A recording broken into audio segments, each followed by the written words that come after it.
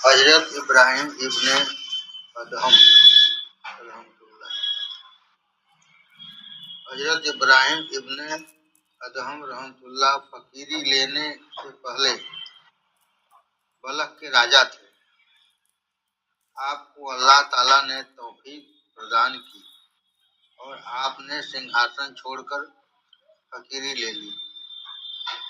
एक दिन हजरत इब्राहिम इब्ने अदहम रहमतुल्लाह अलैह से लोगों ने ज्ञात किया कि हुजूर, बादशाही में तो प्रफुल्लता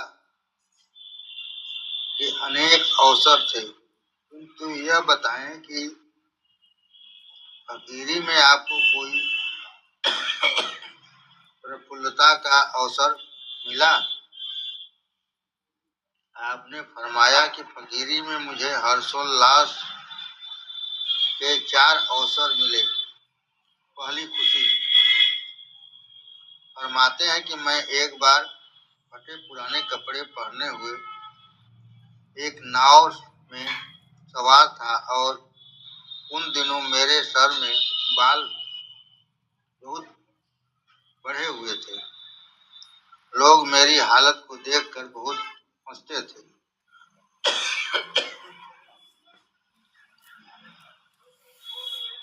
उस नाव में एक हंसी मजाक करने वाला व्यक्ति भी सवार था, जो थोड़ी देर में आकर मेरे सर के बाल नोचता और मुझे मुक्के मारता था। मुझे उस समय अपनी आत्मा की जिल्लत देखकर बहुत प्रसन्नता हुई थी।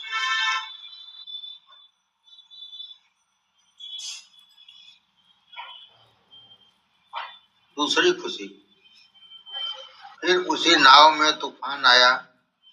खिवैया ने कहा कि जब तक एक व्यक्ति सागर में नहीं डाला जाएगा, तूफान कदापि नहीं रुकेगा। यह सुनकर सब लोग मेरी ओर टूट पड़े और सबने सर्वसम्मत से कहा, इसे सागर में डाल दो। तो लोगों ने मेरा कान पकड़कर चाहा कि मुझे सागर में डाल दें। मुझे उस समय भी अपनी आत्मा की जिल्लत से अत्यधिक प्रसन्नता प्राप्त हुई और साथ ही उसके वह तूफान भी जाता रहा। तीसरी खुशी, फरमाते हैं कि एक बार मैं थक कर मस्जिद में सोने के लिए गया। वहां पर मुझे लोगों ने सोने नहीं दिया और हाथ पकड़कर वहां से निकालना चाहा, किंतु मुझ में उस समय इतनी शक्ति भी नहीं थी कि मैं अपने पांवों से चलकर मस्जिद से बाहर निकल आता। जब मैं वहां से बाहर न आ सका तो लोगों ने मेरे पांव पकड़कर मुझे घसीटकर मस्जिद के जीने के नीचे धक्का दिया और मैं सीढ़ियों पर से लुढ़कता हुआ जमीन पर आ गिरा। मेरा सर फट गया और चोट भी बहुत आई, किंतु अपनी आत्मा की जिल्लत पर मुझे उस समय भी अत्यधिक प्रसन्नता प्राप्त हुई। किंतु अल्लाह ने अपनी दया से उस समय, जबकि मैं सीढ़ियों पर लुढ़क रहा था, प्रत्येक सीढ़ी पर एक वलायत का राज प्रदान किया। उस समय सीढ़ियों के समाप्त हो जाने का मुझे दुख तो हुआ और मैंने अपने में कहा कि कितना अच्छा होता जो इस जीने की असंख्य सीढ़ियां होती और लुढ़कता ही रहता, जो वास्तव में सीढ़ियों पर से गिरना नहीं था बल्कि एक स्थान पर चढ़ना था। हजरत इब्राहिम इब्ने अदहम रहमतुल्लाह एक बार फटे पुराने कपड़े पहने हुए हम्माम में जाने लगे तो लोगों ने आपको रोका। बस उसी समय आप प्रताप में आकर फरमाते हैं कि जब दरिद्र और निर्धन को शैतान के घर में जाने से रोका जाता है तो अल्लाह के घर अर्थात जन्नत में बिना दीन और ईमान और बिना नेक आमाल के कैसे जाने दिया जाएगा। एक बार लोगों ने आकर आपसे शिकायत की कि महाशय, आजकल मांस बहुत महंगा है। आपने उनके उत्तर में फरमाया, खरीदना छोड़ दो, सस्ता और बहुत सस्ता हो जाएगा। किसी ने आपसे आकर पूछा कि आप खाते कहाँ से हैं और आपका व्यवसाय क्या है। आपने फरमाया, मैं अल्लाह का दिया हुआ अन्न खाता हूँ और अल्लाह के उन कार्यकर्ताओं में हूँ कि जिनको व्यवसाय की आवश्यकता नहीं। किसी ने आपसे पूछा कि आपका समय कैसे बीतता है। आपने फरमाया कि 4 सवारियां मेरे पास हैं जिन पर मैं प्रति समय चढ़ा चढ़ा फिरता हूँ। अर्थात जब अल्लाह ताला की ओर से मुझे कोई उपहार प्रदान होता है तो धन की सवारी पर सवार होकर उसकी उपस्थिति में जाता हूँ, और जब मुझसे कोई नेक अमल होता है तो इखलास को सवारी पर सवार होकर उसके समक्ष उपस्थित होता हूँ, और जब मुझ पर कोई संकट आता है तो धैर्य की सवारी पर सवार होकर उसके दरबार में उपस्थित होता हूँ, और जब मुझसे कोई पाप हो जाता है तो तौबा पश्चाताप की सवारी पर सवार होकर उसके समक्ष उपस्थित होता हूँ।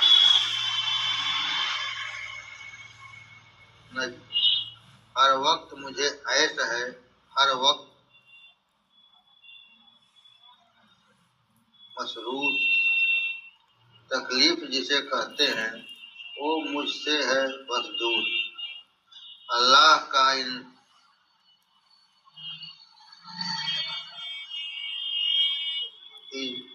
इंतकाम है, अल्लाह का इंतकाम है, इनकाम है हरदम। क्या सब है, क्या शुक्र ही काम है हरदम। अल्लाह का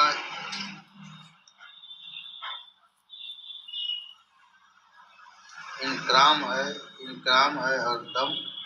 या सब है या शुक्र ही काम है हरदम।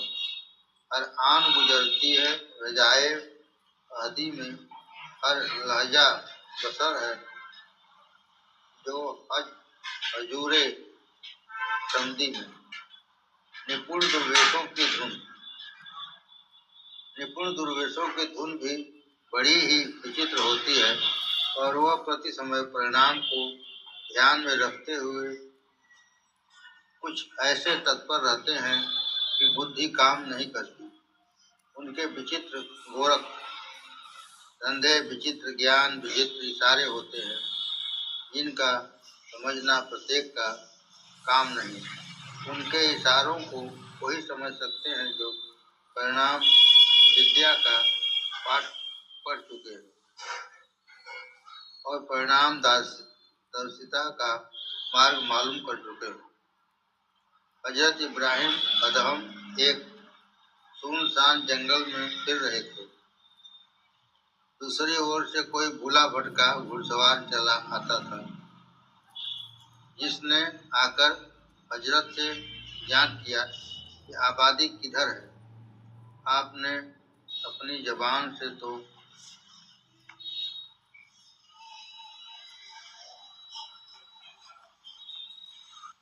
कुछ नहीं कहा, किंतु हाँ जंगली उंगली से कब्रिस्तान की ओर इशारा कर दिया। सवाल क्योंकि बिल्कुल अज्ञान था, इसलिए वह कब्रिस्तान का इशारा पाकर क्रोध से लाल हो गया कि तू फकीर होकर मुझसे मजाक करता है। मैं आबादी का रास्ता पूछता हूँ, तू उजाड़ और कब्रिस्तान का रास्ता बताता है। आपकी उंगली फिर कब्रिस्तान की ओर ही थी। अब तो सवार बहुत क्रोधित हुआ। वह आपे से बाहर हो गया और आपको इतने कोड़े मारे कि आपके शरीर से रक्त बहने लगा। जब यह अज्ञात सवार साहे बलक दुर्वेशों का निपुण दुर्वेश को मार पीट कर शहर की ओर चला तो देखा कि हजारों औरत मर्दे शहर से बाहर निकलते चले आते हैं। सवार ने आश्चर्यजनक होकर ज्ञात किया कि क्या बात है जो यह सब लोग शहर से बाहर निकल चले जा रहे हैं। किसी ने कहा कि आज शहर में चर्चा हुई है कि शाहे बलक जो सिंहासन छोड़कर दुर्वेशी का को मिल दुर्वेशी को मिल हो गया है, दुर्वेशी कामिल हो गया है। जो सिंहासन छोड़कर दुर्वेशी कामिल हो गया है, आज उसने इस शहर के बाहर कब्रिस्तान के पास आकर पड़ाव किया है। यह सब लोग उसी के दर्शनार्थ जा रहे हैं। इतना ही सुनते सवार खटक गया और हाय अफसोस, कहीं वही दुर्वेश नहीं कि जिसको मैंने बहुत मारपीट की है।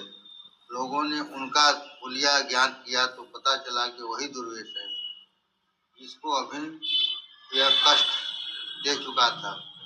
उस समय वह सवार भी अपने ऊपर धिक्कार करता हुआ उन चाहने वालों के गुट में साथ हो लिया।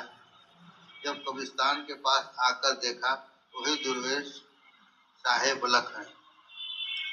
नजम अपने कपड़े धो रहे थे खून के और थे आशिक उसी मजमून के। गिर पड़ा कदमों में यह घोड़ सवार, देर तक रोता रहा वो जार जार।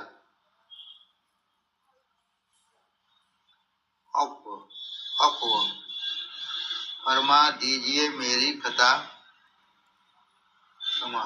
माने क्षमा। फरमा दीजिए मेरी खता।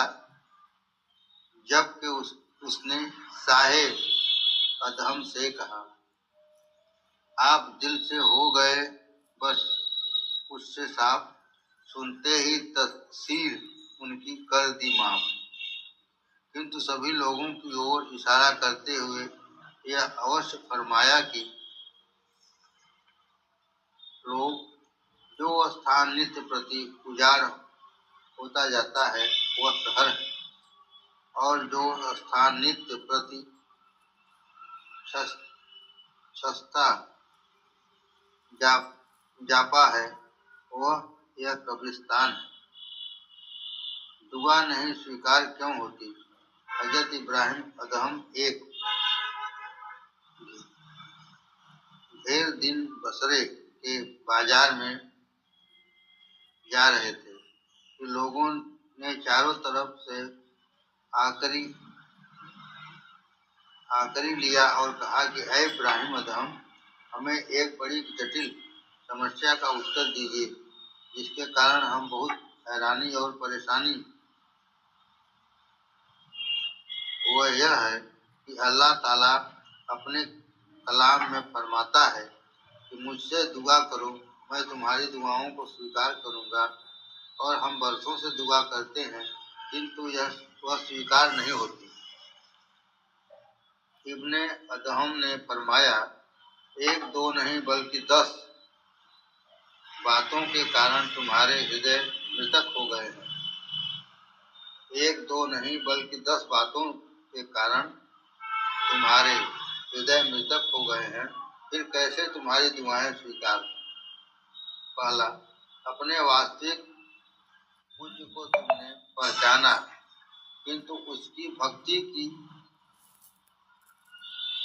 कुछ भी कर्तव्य परायणता नहीं। दूसरा, अल्लाह का कलाम तुमने पढ़ा किंतु उस पर अमल करने का यत्न भी नहीं किया। रसूल अल्लाह के प्रेम का तुमने दावा तो किया किंतु सुन्नत से कोई संबंध नहीं रखा। शैतान को अपना घातक शत्रु तो समझा किंतु तुमने सदैव उसी के कहने पर अमल किया। अपने आप को जन्नत पाने वाला समझा किंतु जन्नत पाने वालों के जैसे अमल नहीं किए। मृत्यु को सत्य जाना किंतु उसके लिए तैयारी कभी नहीं की। नरक से अपने आप को स्वतंत्र समझा किंतु उससे बचने के काम नहीं किए। दूसरों की बुराइयां सदैव ढूंढते रहे किंतु अपनी बुराइयां कभी नहीं देखी। अपने परवरदिगार के उपहार सदैव उपयोग किए किंतु उसका धन्य नहीं किया। सदैव अपने मुर्दों को दफन करने गए किंतु इबरात लेकर कभी नहीं आए। हलाल कमाई। हजरत इब्राहिम अदहम ने सिंहासन त्यागने के बाद हलाल कमाई ढूंढी तो खुरासान में हजरत इब्राहिम को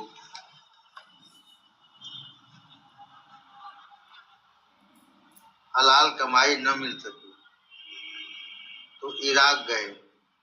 वहां भी यत्र सर्वत्र मारे फिरे किंतु हलाल कमाई उपलब्ध न हुई।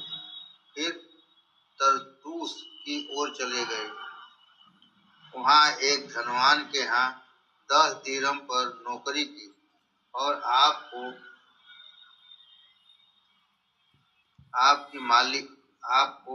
माली का काम सौंपा गया। एक दिन बाग का मालिक बाग में आ गया और कहा कि एक मीठा अनार लाओ। आप एक बड़े सुंदर रंग का ताजा अनार ले आए। जब उस धनवान ने खाया तो पता चला कि खट्टा है। उसने कहा कि हमने मीठा अनार मंगाया था या खट्टा। तब आप फिर गए और पहले से अधिक सुंदर रंग का ढूंढ कर लाए किंतु वह भी खट्टा निकला। इस पर मालिक ने अप्रसन्नता व्यक्त की और कहा कि मीठा अनार क्यों नहीं लाता। इब्राहिम अदहम ने बड़े मीठे बोल से उत्तर दिया, मैं नहीं जानता कि मीठा कौन सा है और खट्टा कौन सा। मैं तो इन फलों की रखवाली पर नौकर हूँ, इन्हें खाने पर नहीं। मालिक ने कहा, तू एक अवध से माली का काम कर रहा है और आज तक मीठे खट्टे को नहीं समझता। क्या तू इब्राहिम अदहम है? और ऐसी ईमानदारी और संयमता में कदम रखता है। यह सुनते ही इब्राहिम अदहम ने बाग की कुंजी मालिक को सौंप दी और नौकरी छोड़ दी। मालिक तुरंत ताड़ गया कि यही इब्राहिम अदहम है। फिर उसने प्रत्येक ढंग से क्षमा मांगी किंतु आपने उस क्षमा को स्वीकार नहीं किया और फरमाया कि पहले नौकरी थी और अब बुजुर्गी होगी। हम परिश्रम की कमाई खाते हैं, तकवा और तहारत, अल्लाह के डर और पवित्रता को नहीं बेचते। तब आप यहाँ से प्रस्थान कर गए और शाम देश पहुँचे। वहाँ शकीक वल्बी रहम से उनकी भेंट हुई। उन्होंने इब्राहिम अदहम रहमतुल्लाह से याद किया कि कहो इब्राहिम, क्या दशा है? उत्तर दिया कि हलाल की खोज में स्थान स्थान पर मारा फिरता हूँ, जंगलों और पहाड़ों में चकराता हूँ, किंतु हलाल कमाई उपलब्ध नहीं होती। क्या करूं, हैरान हूं। प्रकृति का इकरार। हजरत इब्राहिम अदहम रहमतुल्लाह ने इब्राहिम बिन सौबान रहमतुल्लाह को बताया, एक बार मैं जंगल में पूरे 12 दिन रात बिल्कुल भूखा प्यासा रहा। पानी की एक बूंद भी पीने को नहीं मिल पाई। खाना पानी मिलने की तो कोई बात नहीं, किंतु मुझे इस बात पर अचंभा था कि मेरी शक्ति और अमल की शक्ति में कोई कमी नहीं हुई। मैं चकित था कि यह संसार तो कारणों पर निर्भर है कि इतने में निकट से एक आवाज आई। मैंने जाकर जो देखा, हाथ पांव कटे हुए अपंग बुजुर्ग पड़े हुए हैं। उन्होंने मुझे देखकर कहा कि ऐ इब्राहिम अदहम, क्या तू अल्लाह की पूर्ण प्रकृति पर संदेह करता है? देख, मैंने 16 दिन से न कुछ खाया है और न कुछ पिया है, और अल्लाह ताला ने अपनी दया से पूर्ण शक्ति प्रदान कर रखी है। देख, यदि मैं कहूँ कि यह वृक्ष सोने का हो जाए तो विश्वास रखता हूँ कि अल्लाह ताला इसे अपनी कृपा से सोने का बना दे। तो इब्राहिम अदहम फरमाते हैं कि मैंने देखा वह वृक्ष उसी समय सोने का हो गया। एक डगमगाहट। जैसे बाबू जी कहना, परिश्रम कमाई एक इष्ट की उपासना। इब्राहिम अदहम रहमतुल्लाह ने अपनी एक घटना सुनाई कि एक बार मैंने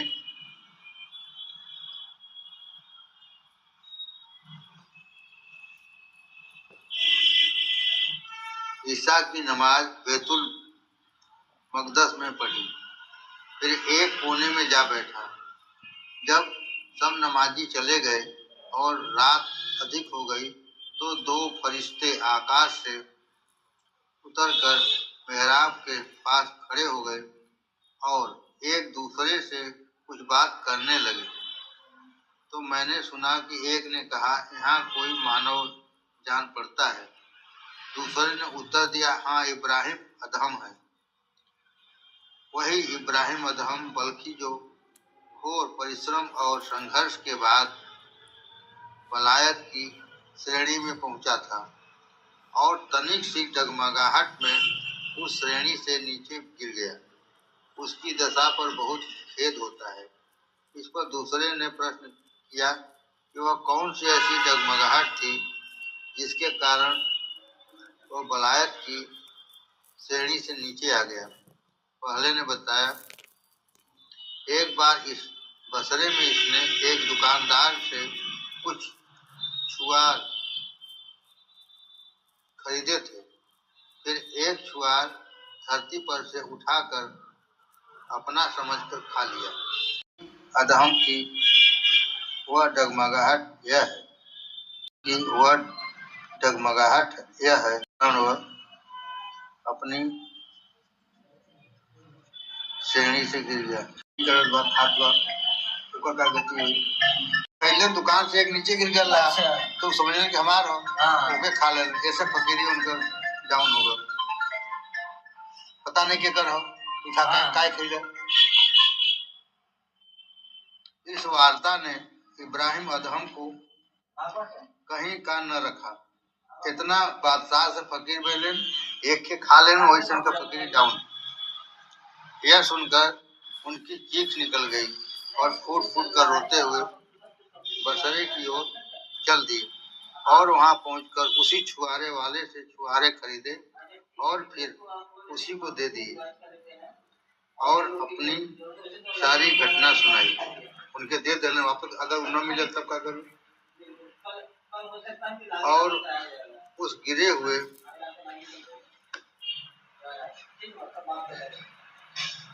छुआरे के खाने की क्षमा मांगी।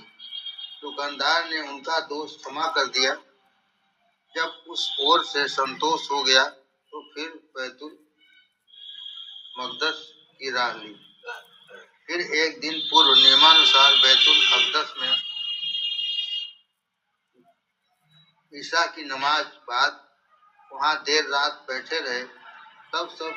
जब सब चले गए तो फिर वही फरिश्ते आए। उतने उतर से आकाश से उतरे। एक ने कहा, यहाँ कोई मानव जान पड़ता है। दूसरे ने उत्तर दिया कि हाँ, इब्राहिम अदहम है। तो फिर पहले ने कहा, वही इब्राहिम जो अपनी श्रेणी से गिर गया था और फिर रो रो कर अल्लाह से कृपा से अपनी श्रेणी पहुंच गया है। मानो वहां जाके वापस गए तो उस श्रेणी में गए, उसके बाद माफी मांग लेना। गीबत, किसी के पीछे उसकी बुराई करने से बचना। एक बार एक हलाल कमाई करने वाले सज्जन ने कुछ मसाई की भोज पर आमंत्रित किया। इब्राहिम अदहम भी उसमें आमंत्रित थे, इसलिए वह भी उस संग में सम्मिलित हुए। तो वहां देखा कि एक व्यक्ति का इंतजार था। वहां किसी व्यक्ति ने उस आने वाले व्यक्ति के विषय में कहा कि वह बहुत ठाठदार मनुष्य है, तनिक देर से आएंगे। यह बात सुनकर ही इब्राहिम अदहम वहां से चुपके से चले आए और मन में कहा कि यही गीबत होती है। वापस अपने स्थान पर पहुंचकर अपनी आत्मिक इच्छा को बहुत धिक्कार किया और कहा कि ऐ आत्मिक इच्छा, तेरे खाने की लालच में एक मुसलमान की गीबत सुनी। फिर ऐसे भोज के जाने से पश्चाताप किया जिसमें मोमिन की गीबत होती है, बुराई, ठाठदार न। यहाँ किसी व्यक्ति ने उस आने वाले व्यक्ति के विषय में कहा कि बहुत ठाठदार मनुष्य है, तनिक देर से आएंगे। फकीरी में बादशाहत। अब राजा इब्राहिम अदहम एक बार सागर तट पर बैठे हुए अपनी फटी हुई कमली गांठ रहे थे कि एक व्यक्ति ने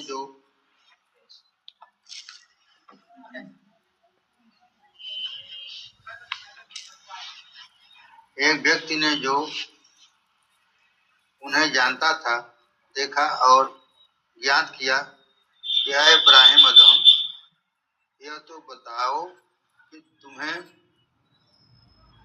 राज सिंहासन में क्या कष्ट था जो उसे लात मार कर चले आए, और इस फटी कमली और फकीरी में क्या राहत है जो इसे अपनाया है। इब्राहिम अदहम ने फरमाया कि ऐ अज्ञान,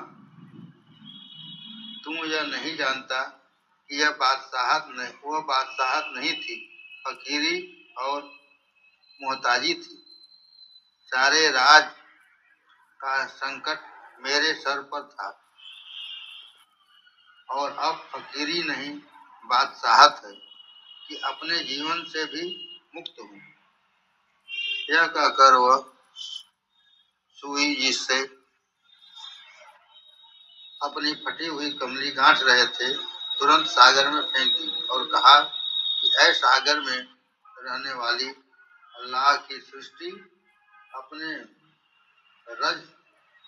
रब के आदेश से मेरी सुई मुझे ला दो। उसी समय असंख्य समुद्री प्राणी उपस्थित हुए।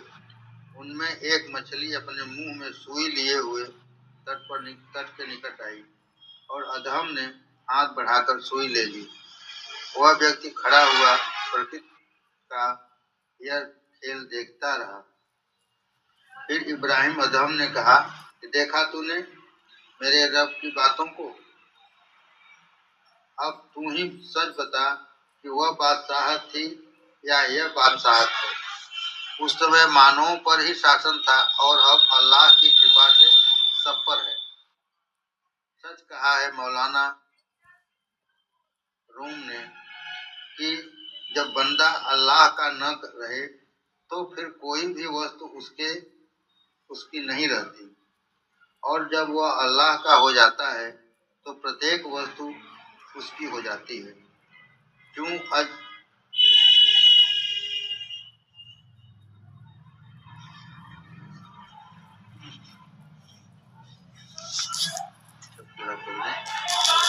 बस अल्लाह काफी है। इब्राहिम अदम रहमतुल्लाह अलैह के घर में उनका कोई निकटतम नाती मर गया और हलाल कमाई का बहुत सारा माल छोड़ गया। इब्राहिम अदम के घर में उनका कोई निकटतम नाती मर गया और हलाल कमाई का हलाल माने परिश्रम बहुत सारा माल छोड़ गया, और इब्राहिम अदहम के अतिरिक्त और कोई दूसरा उसका वारिस नहीं था। इसलिए इब्ने अदहम इस विचार से उस ओर चल पड़े कि वहां पहुंचकर उस माल को अल्लाह के रास्ते में खर्च करूं। ऐसा न हो कि कोई उसके माल को गलत ढंग से खर्च कर दे। रास्ते में अल्लाह ताला ने अपनी पूर्ण प्रकृति का एक खेल उसको दिखाया। इब्ने अदहम ने देखा कि एक अंधा प्राणी सागर तट पर बैठा है और एक मेढक सागर से एक कीड़ा पकड़कर अपने मुंह में लाता है और उस अंधे प्राणी को खिला देता है। यह देखकर इब्राहिम अदहम वहां ठहर गए और अपने साथियों से कहा कि तुमने मेरे रब की बात देखी कि जिस प्रकार इस अंधे प्राणी को अन्न पहुंचा रहा है। उसने साथियों से कहा, तुमने भी इससे कोई शिक्षा ग्रहण की? यदि सीख लो फिर खुरासान जाकर इस विरसे के माल को स्वयं बांटने का विचार छोड़ दो। अल्लाह ताला आप व्यवस्था करने वाला है। इब्राहिम अदहम ने के मन में चोट लगी और खुरासान जाने के संकल्प तोड़ दिया।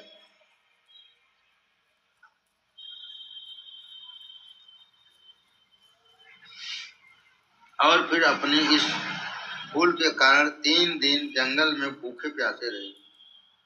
3 दिन बाद एक कुआं दिखाई दिया और उसमें डोल डाला। जब डोल को खींचा तो वह दिरहमों से भरा हुआ बाहर आया। दूसरी बार डोल डाला तो वह दीनारों से भरा हुआ बाहर आया। फिर तीसरी बार डोल डाला तो वह जवाहिरात से भरा हुआ बाहर आया। यह देखकर इब्ने अदहम ने कहा कि अय अल्लाह, मुझे तो वजू के लिए पानी चाहिए, सोना और जवाहरात नहीं। कि एकाएकी एक आकाशवाणी कान में आई कि अय इब्राहिम, तूने खुरासान का सोना और जवाहिरात हम पर विश्वास किया तो हमने सोने और जवाहिरात से इस कुएं को भर दिया। अब तेरा जहां हो जी चाहे इसे लुटा। मुसलमानों, कुरान शरीफ की इस आयत को याद रखो, जिसने अल्लाह पर भरोसा किया फिर वही उसके लिए काफी है। अदहम रहमतुल्लाह का स्थान। जब हजरत इब्राहिम अदहम रहमतुल्लाह अपने अल्लाह को प्यारे हो गए तो किसी बुजुर्ग ने उन्हें स्वप्न में देखा और ज्ञात किया कि क्या मामला रहा। तो उत्तर दिया कि रहमान और रहीम रब्बे गफूर का फजल और करम असीम है, कुछ बता नहीं सकता। और कहा कि मुझ तुझको अल्लाह इज्जत वाले में बाबुस शम्स के निकट स्थान प्रदान फरमाया।